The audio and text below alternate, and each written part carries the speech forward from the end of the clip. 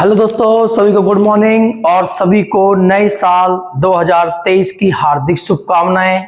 और इस नए साल के साथ आप जो है अपने जीवन में खुशहाली लाएं और आपको भगवान जो है आपके जितने भी आपके काम है उन सभी को पूरा करे। और जो है आप भी नए साल में अपने जो नए एग्जाम आने वाले हैं, आप जो विद्यार्थी हैं, जो बोर्ड क्लास के विद्यार्थी हैं, वो अपने ज़्यादा से ज़्यादा अपनी तैयारी करें, प्रिपरेशन करें। और उसी क्रम में आज हम जो वीडियो में आपको जो 10th क्लास का जो विद्युत चैप्टर है उसके हम कुछ क्वेश्चन न्यूमेरिकल करा चुके हैं, उसी पर आज हम कुछ न्यूमेरिकल करते हैं। आप देखते हो कि आपके बोर्ड पर 2 क्वेश्चन लिखे हुए हैं, उन्हें हम कंप्लीट करते हैं, तो इनका सॉल्यूशन देखते हैं। और ज़्यादा से ज़्यादा आप जो है आपने बोर्ड एग्जाम की प्रिपरेशन करें, तैयारी करें। कोई क्वेश्चन आप पर नहीं आता है तो उसे डालें। और एक बात मैं और बता चुका हूं कि मैंने हर बोर्ड के हर सब्जेक्ट की फिजिक्स, केमिस्ट्री, मैथ, इंग्लिश की वीडियो के जो अलग अलग प्लेलिस्ट बनी हुई है, आप जाकर प्लेलिस्ट पर जाकर उन क्वेश्चनों को अपने बोर्ड, अपने सब्जेक्ट के अनुसार देख सकते हैं। और वीडियो को ज्यादा लाइक करें, सब्सक्राइब करें, कमेंट करें। तो देखते हैं जो क्वेश्चन आपके स्क्रीन पर लिखे हुए हैं। सबसे पहले क्वेश्चन है, 1 घंटे में 50 वोल्ट विभवांतर से 96,000 कूलाम आवेश को स्थानांतरित करने में उत्पन्न ऊष्मा ज्ञात कीजिए। ये क्वेश्चन है आपका। तो इसमें देखते हैं, सबसे पहले तो हमें क्या जो गिवन है सबसे पहले हम वो निकालते हैं। तो हमें गिवन है 1 घंटे में जो टाइमिंग है वो आपके पास है 1 घंटा। और 1 घंटा आप जानते हो 1 घंटे में आपके होते हैं 60 मिनट और 1 मिनट में होते हैं आपके 60 सेकंड। तो ये आपका बदल के आता है सेकंड में, तो 3600 सेकंड होती है आपके पास 1 घंटे में। और 50 वोल्ट विभवांतर है आपके पास, तो विभवांतर मतलब ये आपके V की वैल्यू हुई 50 वोल्ट। उसके बाद आपको दिया हुआ है 96,000 कूलाम।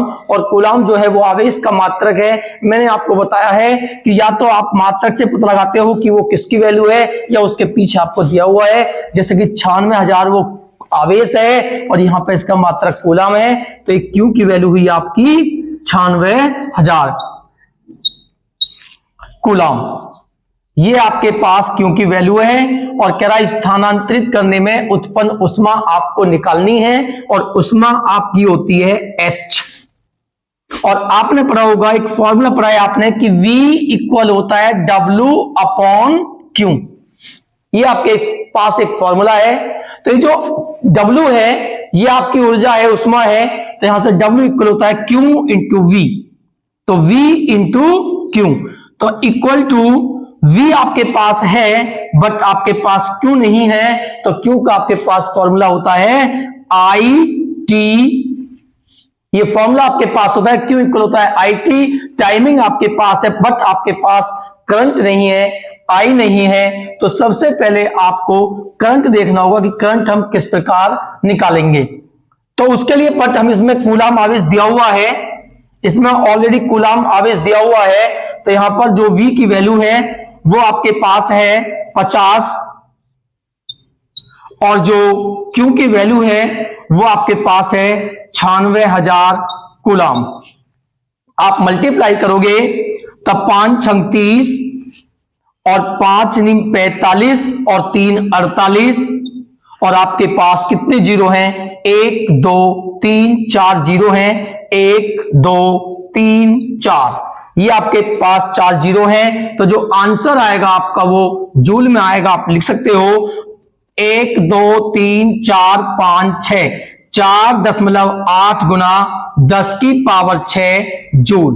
तो ये आपके द्वारा जो उत्पन्न ऊष्मा है उसकी वैल्यू निकल के आती है 4.8 गुना 10 की पावर 6 जूल।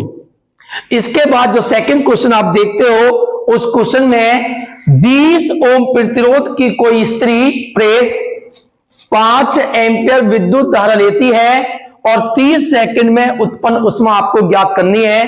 तो सबसे पहले जो दिया हुआ है उसे देखते हैं। हमारे पास 20 ओम प्रतिरोध, तो प्रतिरोध जो होता है वो आपका R से प्रकट करते हैं, तो R की वैल्यू है 20 ओम।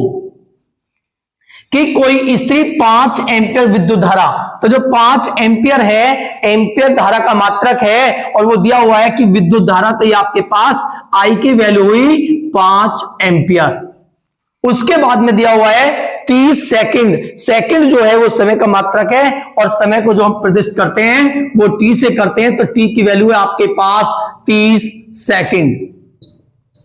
और आपको निकालना है उत्पन्न उष्मा, इसमें भी हमें उष्मा निकालनी है, इस क्वेश्चन में भी हमें उष्मा निकालनी थी और मैंने अभी बताया कि उष्मा H इक्वल होती है आपकी V इंटू क्यू। अब जो जो वैल्यू आपके पास है वो रखनी है और जो वैल्यू आपके पास नहीं है उसकी वैल्यू निकाल के यहां पर रखते हैं। तो सबसे पहले आपके पास इसमें ना तो V की वैल्यू आपके पास कहीं पर है और ना आपके पास Q की वैल्यू है, बट आप जानते हो कि जो Q होता है वो IT के इक्वल होता है। तो यहां पर आप देखोगे कि हमारे पास V इंटू क्यू के प्लेस पर IT भी रखोगे आप, तो आपके पास I की वैल्यू भी है 5 एम्पियर, आपके पास टाइमिंग भी है 30 सेकंड, बट आपके पास जो है V नहीं है। तो अब आप रखोगे, आपने पढ़ा है ओम्स लॉ, V इक्वल होता है IR, तो H इक्वल टू V के प्लेस पर आप रखोगे IR और इंटू IT, तो I की I में मल्टीप्लाई होगी I स्क्वायर RT, ये फॉर्मूला आपका यूज होगा।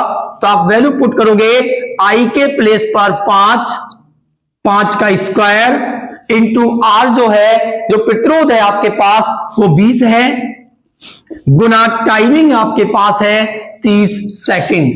तो आप मल्टीप्लाई करोगे, 5 का वर्ग होता है 25 गुना 3 दूनी 600 हो जाएगा आपका, और 25 छक्की होते हैं 150 और आपके पास 2 जीरो हैं, तो ये आपके पास जो आई इतने जूल उष्मा उत्पन्न होगी आपकी 30 सेकंड में उस विद्युत स्थिति द्वारा। इसके बाद देखते हैं नेक्स्ट क्वेश्चन।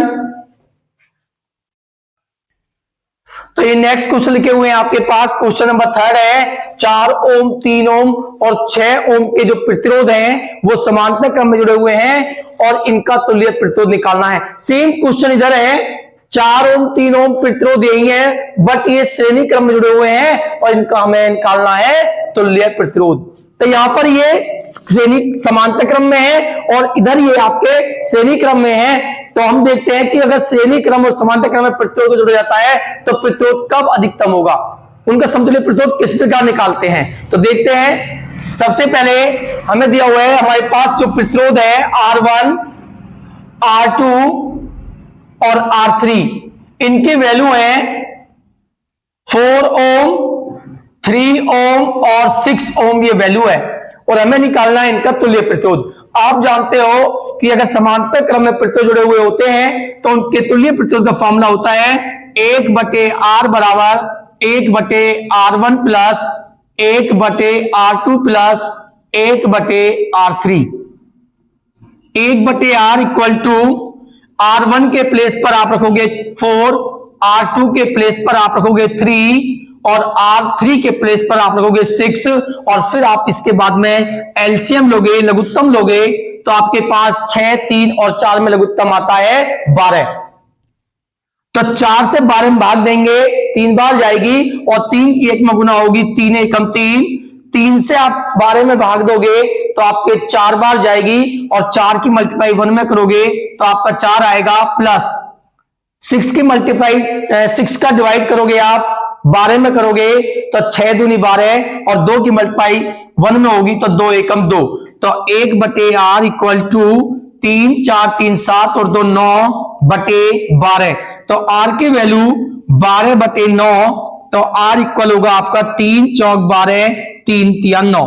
तो ये होगा आपका तुल्य प्रतिरोध जिसकी वैल्यू 1 पॉइंट कुछ आती है। उसके बाद हम देखते हैं इस क्वेश्चन में, इसको अगर हम निकालते हैं तो ये 1 पॉइंट लगभग आपकी आती है 1.33 इस तरह से वैल्यू निकल के आएगी। और यहां पर आप देखोगे तो इसमें दिया हुआ है कि जो प्रतिरोध है R1 वो 4 ओम है, जो R2 है वो 3 ओम है और जो R3 है वो 6 ओम है।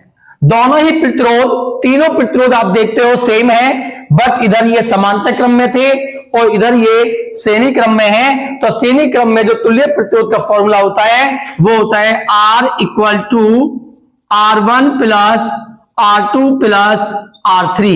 तो R इक्वल टू R1 की वैल्यू है 4, R2 की वैल्यू है आपके पास 3 और R3 की वैल्यू है आपके पास 6।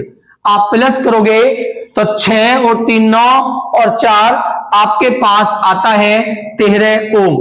तो इस प्रकार ये दोनों क्वेश्चन हुए, इनमें सेम प्रतिरोध थे बट एक में समांतर क्रम जुड़ा हुआ था और एक में श्रेणी क्रम जुड़े हुए थे। तो आप देखते हो जब श्रेणी क्रम जुड़े तो आपका जो तुल्य प्रतिरोध आता है वो 13 है और जब समांतर क्रम में आपने जोड़ा है तो 1.33 के लगभग आता है। तो वहां पर आप देखोगे कि अगर प्रतिरोधों को श्रेणी क्रम में जोड़ा जाता है तो उस कंडीशन में, उस स्थिति में आपके प्रतिरोध जो है उसका तुल्य प्रतिरोध अधिकतम होता है। तो ये मैंने आज आपको 4 क्वेश्चन गए और नेक्स्ट वीडियो में क्वेश्चन देखेंगे। तब तक आप इन्हें तैयार करें और वीडियो को ज्यादा से ज्यादा लाइक करें और सब्सक्राइब करें।